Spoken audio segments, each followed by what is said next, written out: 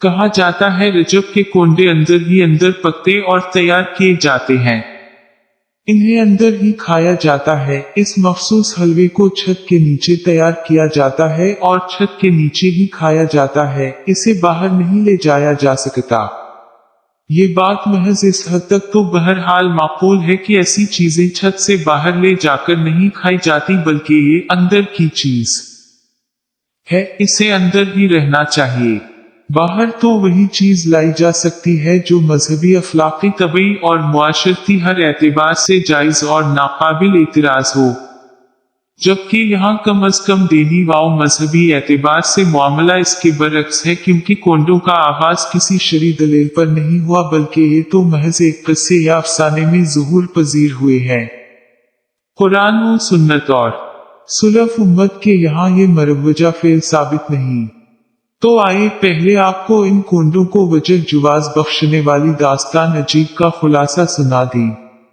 लकड़हारे की वो दास्तान कुछ इस तरह है। एक लकड़हारा मदीना मुनव्वरा में तनगदस्ती की जिंदगी बसर कर रहा था। रोजी की तलाश में वो मदीना से निकला और 12 साल तक कहीं भी खुशहाली की झलक नजर न आई। पीछे बीवी ने वजीर के महल में नौकरी इख्तियार कर ली। एक दिन झाड़ू दे रही थी कि हजरत इमाम जाफर सादिक रहमा अल्लाह का वहां से गुजर हुआ।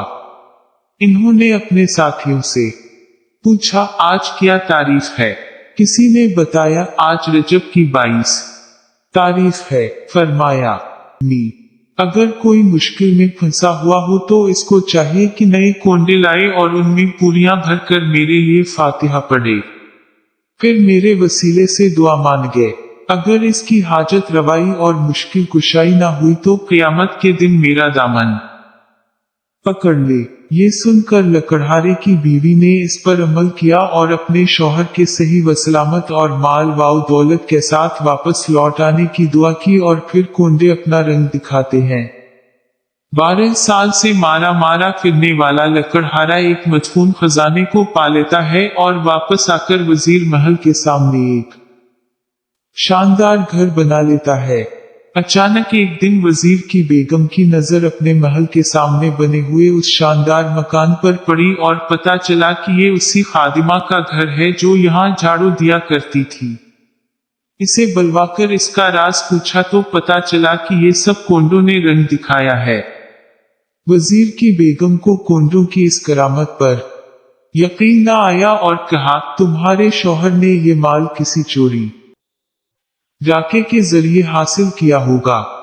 जैसे ही उसने हजरत इमाम जाफर सादिक रहमा अल्लाह के इरशाद वाउ करामत को झटलाया, वैसे ही इसके मियाँ से वजारत का उहदा जाता रहा। हासद वाउ कीना परवर झूठा वजीर गालिब आ गया और उसने इसके मियाँ को खाइन साबित कर दिया। बादशाह ने इस वजीर को मजूल करके इसकी तमाम जायदाद बहक सरकार जब्त कर ली और उसे मुल्क छोड़ जाने का हुक्म दे दिया। मियाँ बीवी शहर से निकल रहे थे कि बीवी के पास कुल 2 दिरहम थे।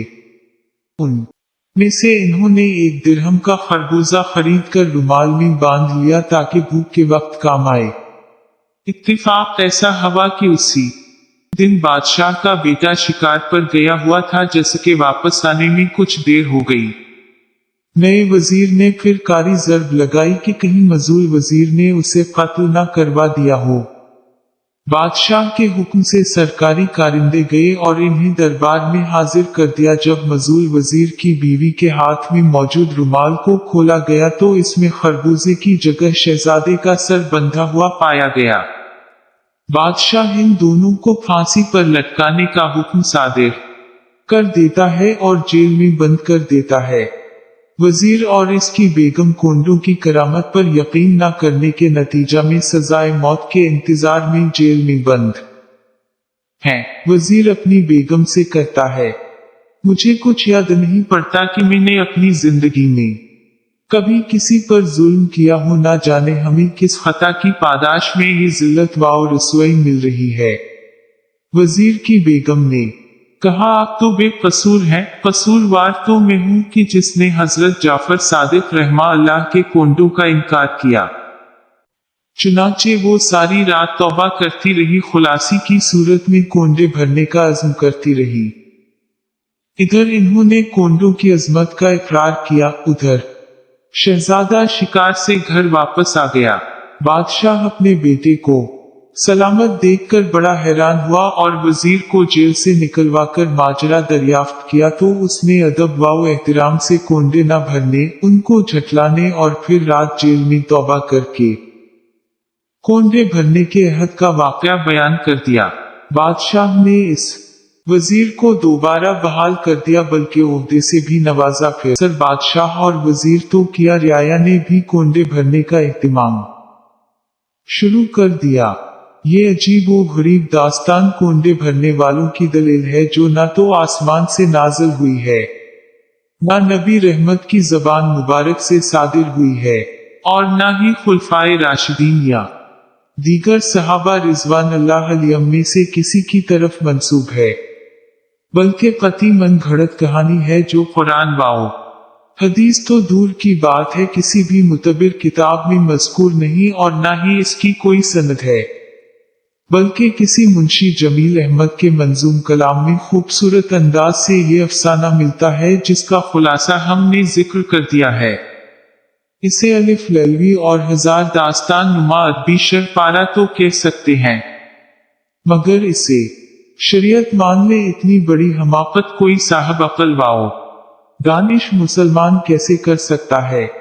इस अफसाना के मन घड़त होने के बाज़ दलाइल जिस हस्ती यानी हजरत इमाम जाफर सादिक रहमा अल्लाह की तरफ इस दास्तान को मंसूब किया गया है, उनसे ऐसे मुतकब्राना अल्फाज का सादिर होना पता बईद अक़ल है।